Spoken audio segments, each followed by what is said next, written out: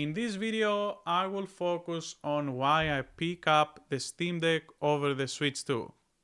And the next video will be why I pick up the Switch 2 over the Steam Deck, sometimes when I'm gonna use them. I have both the Switch 2 and the Steam Deck for a while. 2 months is pretty much enough to understand how I use both of the devices to have the best experience for myself. There are a lot of things to watch out for and a lot of things that I care about using either device. So I hope this helps people understand the strengths rather than focus on the weaknesses of each device. This is one of the rare times that there is a script and the video will be chaptered. Please let me know if you enjoy the outdoors capture today or you prefer how I used to do it indoors. I hope you enjoy, and if you like the video, consider leaving a like and subscribe, as I'm on my way to the 1000 subs! Woo! After extended testing, the Steam Deck handles games that are backwards compatible on the Switch 2 way better, from visual settings to battery life. I played Dragon Quest XI's on the Switch 2, from start to finish of the game, and the battery would average around 3 hours to 3 hours and 20 minutes. The game definitely does not look the best. It is acceptable, but when you see it on its full glory on the Steam Deck OLED playing at max settings, 40 FPS for 4 hours battery, the results definitely will vary when you compare from game to game, but I can bet because of how backwards compatibility works with the Switch 2 that it's partly emulation, most of the results will end up like this. However, that is not the only thing that puts the Steam Deck quite ahead. Another quite niche thing that many of you may never do, but I actually do a lot, is play outdoors. From going on a picnic with my wife, to getting outside for a morning coffee, or just sitting in my chair and enjoy the weather, playing a game. Even in summer, with the scorching sun of Australia, the Steam Deck on direct sunlight will completely be visible without trying to squint like any other handheld that I ever owned. And it is very loud compared to the Switch 2, so you can enjoy that portable goodness outside even without headphones. Yeah, I'm probably that neighbor that is loud and you kinda hate him. So, another thing that I love about the Steam Deck is emulation.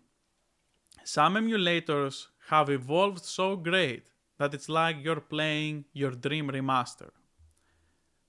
The 16:10 aspect ratio that I usually dread for modern video games actually makes emulation amazing. CRT resolutions and the aspect ratio games look amazing on the OLED, and you can even play DS and 3DS games and have an amazing time. I love Monster Hunter, and being able to do in Monster Hunter 4 and 3 Ultimate crossplay with real 3DS hardware via the Pretendo network is something that I still cannot believe it is real. That is something that I was thinking back in the day that I wish it was possible. I wish I was able to play with my friend that was on an emulator with me that I was playing from the real device. With custom textures and upscaled 3 times the resolution on Monster Hunter 4 Ultimate for an 800p screen and some clever second screen placement, the game just looked incredible. It is also amazing that you can even use still your real device with a Pretendo network, but to be able to crossplay with my friends online just like this with any device, it is just amazing. And also getting rid of that silly circle pad that gave me cramps for years it is just something that feels really nice. I'm not gonna lie. The Steam Deck docking experience is by far worse than the Switch 2. But you have the benefit of being able to stream your games from your desktop PC, your PS5, your Xbox, or GeForce Now and xCloud services to your Steam Deck.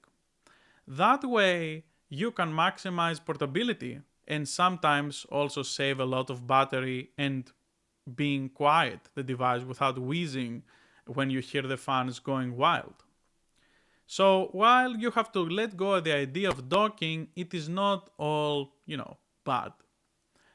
That way, I'm able to have fun without really having to think too hard about docking. Having the ability to stream something like a Dragon Infinite Wealth or Path of Exile 2, Final Fantasy VII Rebirth with max settings from my PC and stream it directly on the resolution, the exact resolution of the Steam Deck, it is something fantastic. And if you have nice local network, you can enjoy that without any interruptions and just enjoy the game. And enjoy, of course, the fantastic visuals that your real hardware, like your real PC, will be able to be rendering, and you just enjoy it on your beautiful OLED screen, which it also supports HDR that way, which is pretty cool. But I have to mention that I will never play shooting games like FPS games or fighting games on a setting like this. Like, I will just try to play it on the device or not play it at all native. Steam Deck, for many, has no equal when it comes to comfort. There is a good reason for that.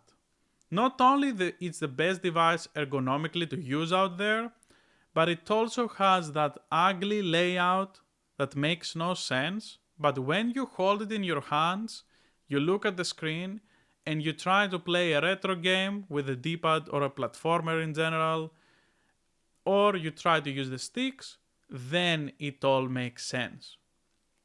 Having a full-fledged D-pad that is great for retro platformers but also fighting games is really hard to achieve, but they're getting really close to there, so I'm really curious to see what improvements we may see in the future.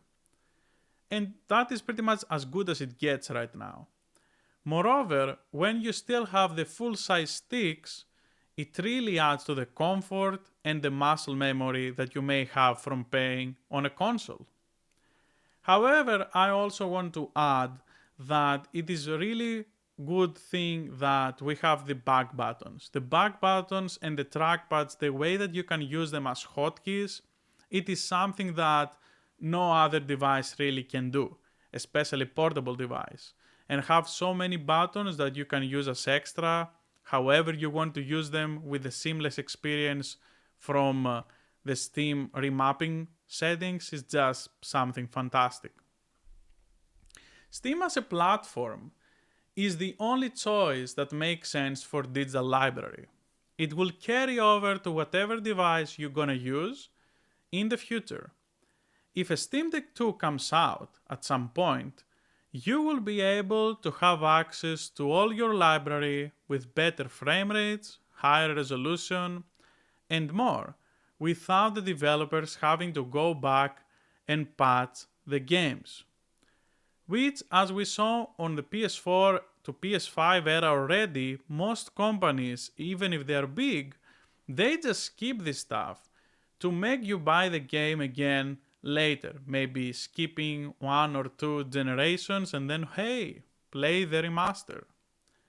From any standpoint, Steam as a platform and the storefront has a no equal right now. With digital shops, the prices are very competitive and usually you will end up saving a lot of money on these sales. If you're someone that not only buys things day one, it is something amazing.